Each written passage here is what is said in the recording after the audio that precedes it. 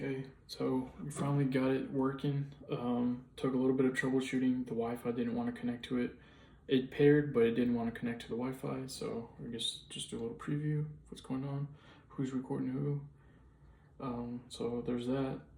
It's on 360 mode, and I have it currently here as well. And it's kind of trippy because, I have it so it's still in 360 mode and it's still moving around. Cool. One thing that I just kind of noticed was that the battery on this thing kind of goes fast. Even on the charger, it's still losing charge. So I don't know. It says it was charging, so I guess there's that. But I guess I will try to change things in the next video.